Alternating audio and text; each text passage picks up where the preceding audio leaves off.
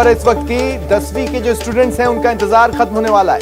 कल आरबीएसई 10वीं के नतीजे आएंगे। कल शाम 4 बजे ये नतीजे घोषित किए जाएंगे। करीब 13 लाख छात्र हैं जो कि रजिस्टर्ड हैं, पंजीकृत हैं और इंतजार कर रहे थे 10वीं के रिजल्ट का। उनके लिए ये बड़ी खबर है, 10वीं का रिजल्ट कल आने वाला है।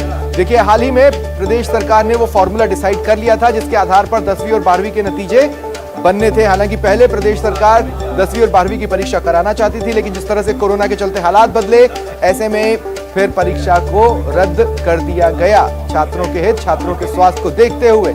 और फिर एक फॉर्मूला तय हुआ रिजल्ट बनाने का।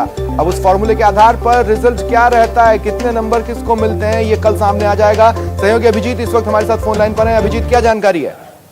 देखिए सबसे बिल्कुल रिजल्ट जाहिर तौर पर अच्छा ही आना है, क्योंकि कोविड के चलते जो सरकार के निर्देश जारी हुए हैं, किसी को भी फेल नहीं करना है। तो उस हिसाब से तमाम जो परीक्षार्थी जो रजिस्टर्ड हुए थे और जो बोर्ड की कैटेगरी में आए, उन तमाम लोगों का परिणाम जो आएगा पास सभी होंगे। सप्लीमेंट्री, जैसे हमने 12वीं में जो रिजल्ट देखा था कि सप्लीमेंट्री और पास, इन दो कैटेगरीज में ही डिवाइड होगा पूरा रिजल्ट।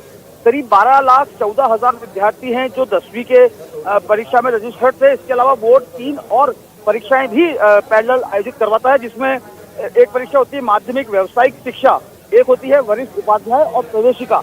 ऐसे करके कुल 4 परीक्षा परिणामों के नतीजे कल शाम 4 बजे बोर्ड के chairman doctor DP Jaroli board के सभागार में जारी करेंगे। और साथ ही साथ जो फॉर्मूला तय किया गया है, जिसमें 10वीं का जो निर्धारण किया गया है, उसमें 9, 8 और 10th की हाफ रिलीज को इवेल्युएट करने का एक फॉर्मूला तैयार किया गया, जिसके आधार पर इस पूरे परीक्षा परिणाम को जारी किया जाएगा। और पिछले दिनों जब 12वीं का नतीजा जारी हुआ था, तब शिक्षा मंत्री गोविंद सिंह डोटासरा ने यह कहा भी था कि इस परीक्षा परिणाम के जारी होने के बाद भी अगर किसी विद्यार्थी को लगता है कि उसकी मेहनत के अनुरूप नतीजे नहीं आए हैं, तो सरकार इस पर भी विचार करेगी और उनको एक दूसरा मौका भी दिया जा सकता है। तो कुल मिलाकर 31 जुलाई तक की डेडलाइन दी थी सुप्रीम कोर्ट ने कि 31 जुलाई से पहले परिणाम जारी करने हैं। तो 12वीं का नतीजा जारी हो चुका था और कल 30 जुलाई को 10वीं के साथ साथ 3 अन्य परीक्षाएं जो हैं, जो इक्विवेलेंट मानी जाती हैं 10th और 12th के, उनके लिए भी वोट जारी करेगा। चलिए, शुक्रिया अभिजीत तमाम जानकारी के लिए।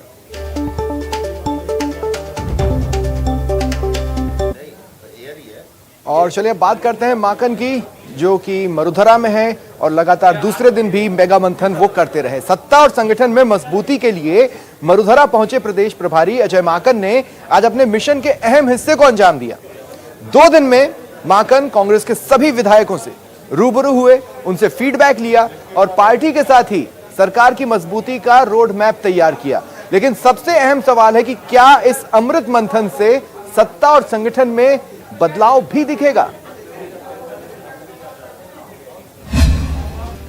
मंथन से संगठन को अमृत, इस मंथन से अमृत निकलेगा जो राजस्थान में कांग्रेस को मजबूत करेगा और राजस्थान की जनता की अपेक्षाओं पे और अधिक हम खरा उतरेंगे। 1 to 1 के बाद ऑल इज वेल। मतलब सर ऑल इज वेल है, सब ऑल इज वेल है सर। नहीं, वेल ही है, वेल क्या खराब क्या होता है। मंथन के अंतिम चरण के बाद गहलोत कैबिनेट के वरिष्ठ सदस्य और चिकित्सा मंत्री रघु शर्मा का बयान का संकेत साफ है कि पार्टी में सब कुछ ठीक ठाक है। माकन ने दूसरे दिन अजमेर, उदयपुर, बीकानेर और जोधपुर संभाग के 20 जिलों से ताल्लुक रखने वाले विधायकों से चर्चा की। बीजेपी भले ही इस मंथन पर सवाल उठा रही है, लेकिन कांग्रेस के मुख्य सचेतक डॉक्टर महेश जोशी के मुताबिक कांग्रेस में फीडबैक की परंपरा रही है। कांग्रेस हाईकमान और कांग्रेस हमेशा इस तरीके के फीडबैक लेती रहती है। ये कांग्रेस की परंपरा है। कभी ऑर्गेनाइज तरीके से लेती है, कभी व्यक्तिगत तौर पे लेती है। उसी फीडबैक का ये एक हिस्सा है। इसमें निश्चित रूप से ये बातें जरूर होंगी, जिसके मन में जो बात होगी वो कहेगा और हाईकमान के सामने अपनी बात रखने का सबको हक होता है। उधर माकन से चर्चा के दौरान किसी तरह की शिकायत से भी पार्टी साफ तौर पर इनकार कर रही है। चिकित्सा मंत्री डॉक्टर रघु शर्मा का दावा है कि प्रोपेगेंडा है जो टिकेगा नहीं। मेरे कोई खिलाफ कोई प्रोपेगेंडा है भी नहीं और होगा तो टिकेगा भी नहीं। लेकिन भाई साहब जैसा है नहीं, होगा तो टिकेगा भी नहीं। वहीं मंत्री बीडी कल्ला का दावा है कि निस्वार्थ भाव से पार्टी की सेवा करना हमारा फर्ज है। मैं रोज रुद्राभिषेक जहाँ भी रहता हूँ करता हूँ, कोई मायने रखने की जरूरत नहीं और निस्वार्थ भाव से करते हैं। पूजा जो है वो किसी उद्देश्य से नहीं की जाती। हालांकि माकन से चर्चा कर लौटे कई विधायकों को उम्मीद है कि इस मंथन से जरूर कुछ अच्छा निकलेगा जो पार्टी हित में हो। आने वाले साल में जो चैलेंजेस हैं उनको कैसे हम फेस करेंगे, आई थिंक उसके लिए माकन साहब ने फीडबैक लिया है और मंत्रिमंडल का विस्तार होना है तो उसका भी फीडबैक लिया गया है। जिलाध्यक्षों की नियुक्ति है, संगठन की बातें हैं, ऐसे कई सारी तमाम सारी चीजें मुद्दों पर डिस्कशन किया है। और मैं वहाँ बहुत सकारात्मक मीटिंग रही, जो पार्टी के हित में जो बताना था, मेरी कॉन्स्टिट्यूंसी के हित में, जनता के हित में जो भी बताना था मैंने बताया खुल के। हमने कहा कि कांग्रेस पार्टी सरकार सत्ता संगठन अच्छा काम कर रहा है और आने वाले समय में जो कमियां उनको पूरी करने से कांग्रेस 2023 में सत्ता में आने से कोई रोक नहीं सकता। संगठन को मजबूती देने की इस मुहिम में माकन ने 28 जुलाई को 3 संभागों के 66 विधायकों से चर्चा की थी।